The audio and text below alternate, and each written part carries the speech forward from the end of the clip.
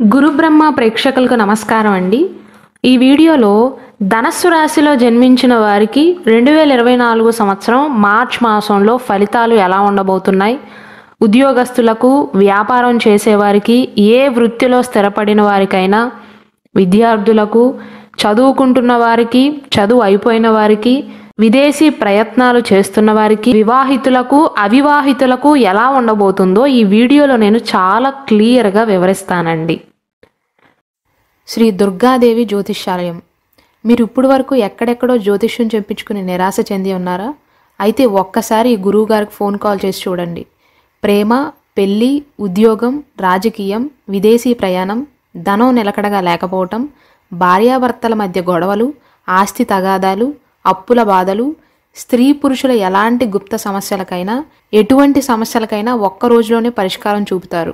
వీరు phone number 9542637206. Interest ఉన్న వాళ్ళు ఎవరైనా ఏ టైంలోనైనా వీరికి కాల్ చేయవచ్చు. మూలా నక్షత్రంలోని అన్ని పాదాలు, పూర్వాషాఢ నక్షత్రంలోని అన్ని పాదాలు, ఉత్తరాషాఢ నక్షత్రం 1వ పాదంలో ఎవరైతే జన్మించారో వారు ధనస్సు రాశికి చెందుతారండి. ఈ ఫలితాలన్నీ కూడా వీరందరికీ వర్తిస్తాయి.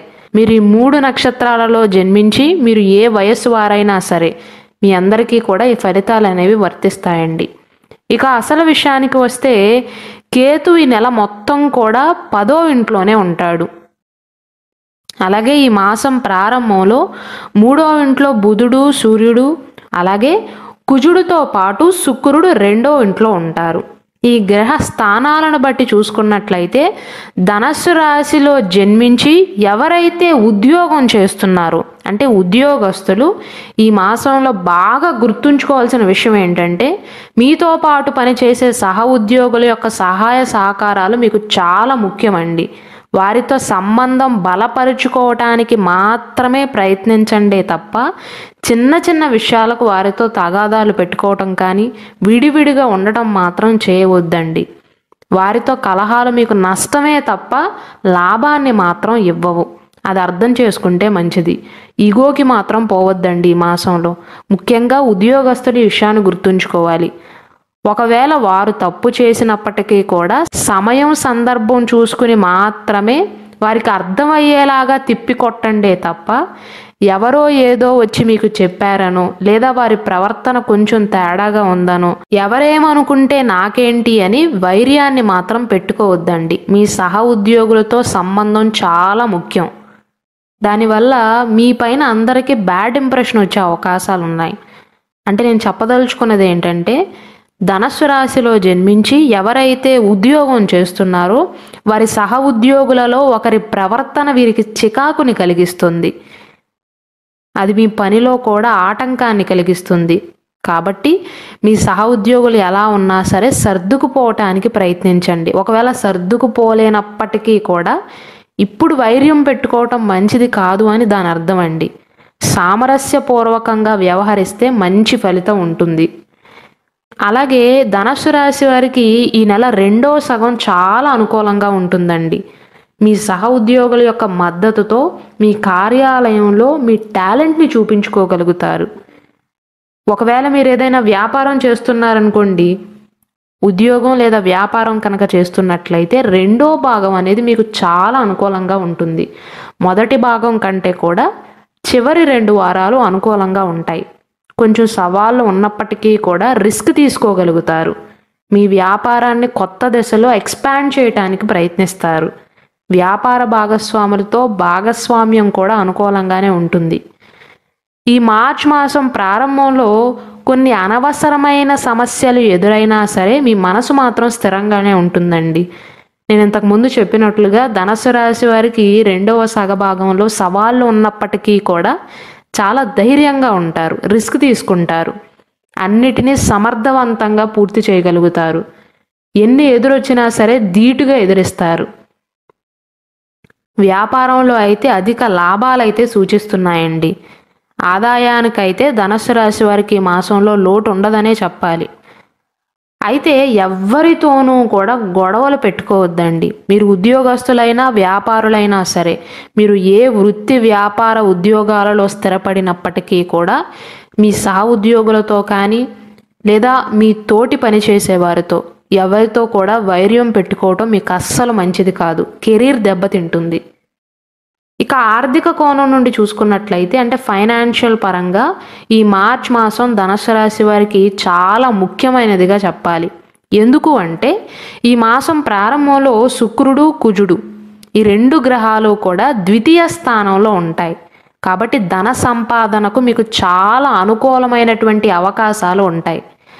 ఒక్క మాటలో చెప్పాలి అంటే గ్రహాలన్నీ కూడా మీకు డబ్బు పరంగా సంపాదించే అవకాశాలను ఇస్తాయి.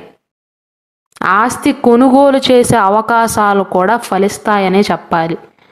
అంటే మీరు ఈ మాసంలో ఏదైనా స్థిరాస్తి కొనుగోలుకు ప్రయత్నాలు చేస్తున్నట్లయితే మార్చి మాసం అనేది వాటికి అనుకూలంగానే ఉంటుందండి.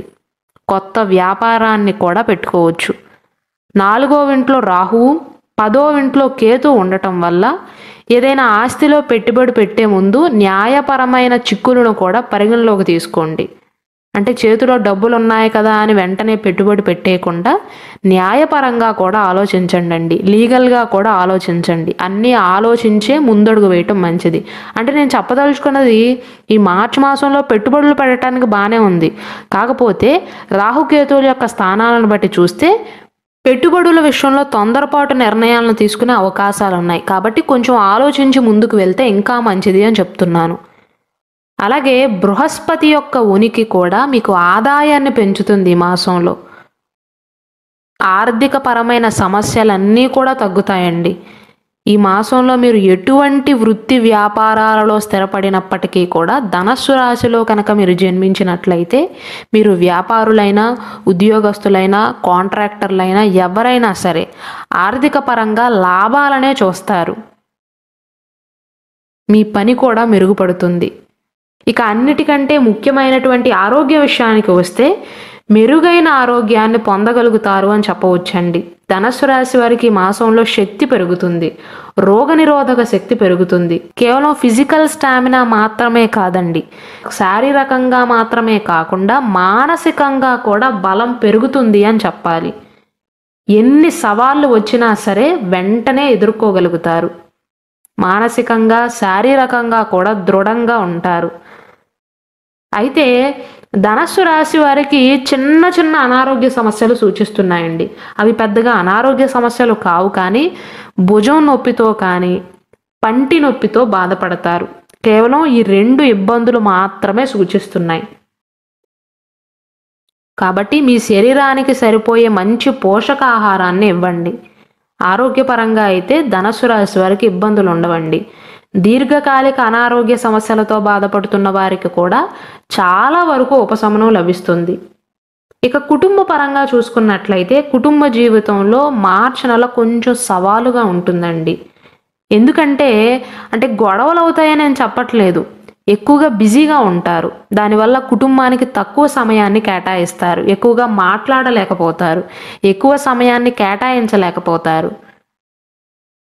ఈ నెల ప్రారంభంలో బుధుడు, సూర్యుడు, శని భగవానుడు 3 గ్రహాలు కూడా 3వ ఇంట్లో ఉంటాయి. శుక్రుడు, కుజుడు 2వ ఇంట్లో ఉంటారు. కుటుంబ విషయాలలో సంతోషంగా ఉంటారండి. వారికి ఎక్కువ సమయాన్ని కేటాయించలేనప్పటికీ కూడా కుటుంబంలో అయితే పెద్దగా గొడవలు ఉండవండి. కుటుంబ సభ్యుల మధ్య పరస్పర సామరస్యం ఉంటుంది. వివాహాది శుభకార్యాలకు ఇతర శుభకార్యాలకు కూడా హాజరవుతారండి. బంధుమిత్రుల యొక్క కలయిక ఉంటుంది. మీరు స్నేహితుల ఇంటికి వెళ్ళటం కానీ, బంధుమిత్రుల ఇంటికి వెళ్ళటం కానీ, లేదా వారే మీ ఇంటికి రావటం కానీ వారితో మంచి సంబంధాన్ని అయితే కొనసాగిస్తారు. తోబుట్టువుల ప్రేమను కూడా పొందుతారు. కుటుంబ జీవితానికి సరైన సమయాన్ని మాత్రం కేటాయించలేకపోతారు. అంటే ఎక్కువ సమయం మీ ఉద్యోగం పైన, మీ వ్యాపారం పైన, మీ వృత్తి పైన కేటాయిస్తారే తప్ప ఎప్పటికంటే ఇంకా తక్కువగా మీ కుటుంబ సభ్యులతో కేటాయిస్తారు. అది తప్ప పెద్దగా సవాళ్ళు అయితే ఉండవండి. అయితే నేను ఇంతకుముందు సవాళ్ళు ఉంటాయని నేను ఎందుకు చెప్పానంటే మీ తల్లిదండ్రుల యొక్క ఆరోగ్యాన్ని జాగ్రత్తగా చూసుకోండి. వారు హైడ్రేటెడ్గా ఉండేలాగా చూసుకోండి. ఎందుకంటే వారు ఒంటరితనాన్ని భావిస్తారు. ఇక ప్రేమ వ్యవహారాల గురించి పెళ్ళైన వారికి ఎలా ఉండబోతుందంటే బృహస్పతి మొత్తం కూడా ఈ నెల మొత్తం కూడా 5వ ఇంట్లోనే ఉంటాడు.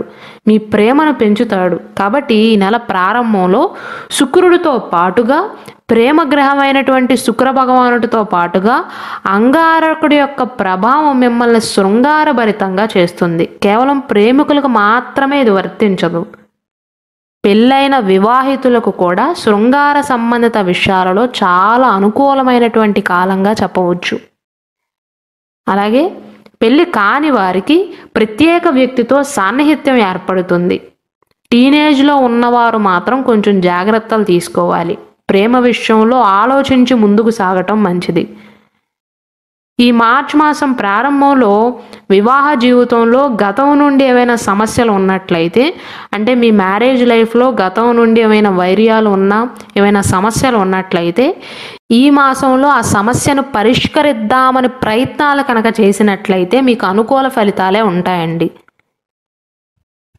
అంటే ఒకవేళ మీ జీవిత భాగస్వామితో సంబంధం బలపరుచుకోవటానికి ప్రయత్నాలు చేస్తున్నట్లయితే ఈ మాసం మీకు చాలా అనుకూలమైనటువంటి కాలంగా చెప్పవచ్చు. వారితో సానుకూలంగా చర్చించారనుకోండి మార్చి మాసంలో మీ ప్రయత్నాలు ఫలిస్తాయి. మళ్ళీ కలిసే అవకాశాలు ఎక్కువగా ఉంటాయి. కుటుంబం యొక్క మద్దతు కూడా మీకు ఉంటుందండి. కష్టాల నుండి బయటపడటానికి, మీ ప్రియమైన వారికి దగ్గర అవటానికి మీ కుటుంబ సభ్యులు చాలా సహాయం చేస్తారు. మీకు తోడుగా అండగా ఉంటారు. నేనున్నాను అన్న ధైర్యాన్ని ఇస్తారు. అలాగే ధనుసు రాశి వారి మాసంలో ప్రయాణాలు కూడా ఎక్కువగా చేస్తారండి. పెళ్లి కాని వారికి వివాహ ప్రయత్నాలు అనేవి మార్చి మాసంలో పెద్దగా అనుకూలించకపోవచ్చండి. ప్రేమ విషయంలోనూ వివాహ జీవిత విషయంలో అనుకూలంగానే ఉంటుంది, కానీ పెళ్లి విషయంలో పెద్దగా అనుకూలించకపోవచ్చు. అలాగే ఎవరైతే చదువుకుంటున్నారో లేదా పోటీ పరీక్షలకు ప్రిపేర్ అవుతున్నారో, పోటీ పరీక్షలకు సన్నద్ధమవుతున్నారో వారికి చాలా వరకు అనుకూలమైనటువంటి కాలమే. పూర్తిగా అనుకూలిస్తుందని నేను చెప్పను, కానీ 80% అనుకూలిస్తుందండి. బృహస్పతి మీకు అనుకూలంగా ఉన్నాడు. ఇక ఈ రాశి వారు పాటించవలసిన పరిహారాల విషయానికి వస్తే, ఆర్థిక సమస్యలను నివారించడానికి ఫాల్గుణ అమావాస్య రోజున ఎవరికైనా తినే వాటిని దానంగా ఇవ్వండి. అంటే ఎవరైనా కడుపు నింపండి ఆ రోజున, ఆ ప్రత్యేకమైనటువంటి రోజున. దానివల్ల మీ ఆర్థిక సమస్యలు తగ్గుతాయి. అలాగే మీ పర్సనల్ లైఫ్లో ఏమైనా ఇష్యూస్ ఉన్నా సరే అవన్నీ కూడా పటాపంచలైపోతాయి. సంతానలేమి దంపతులు కనుక ఎవరైనా ఉన్నట్లయితే, అంటే ధనుస్సు రాశిలో జన్మించి వివాహం అయ్యి పెళ్ళై చాలా కాలమైనా సరే సంతానానికి జన్మనివ్వలేకపోతున్నట్లయితే, మీరు ఆడవారైతే మీరు, లేకపోతే మీ భర్త, అంటే మీ జంటలో ఎవరో ఒకరు లేకపోతే ఇద్దరు మీ జాతక రుద్రాక్షను ధరించండి. అది మిమ్మల్ని చాలా వరకు కాపాడుతుంది.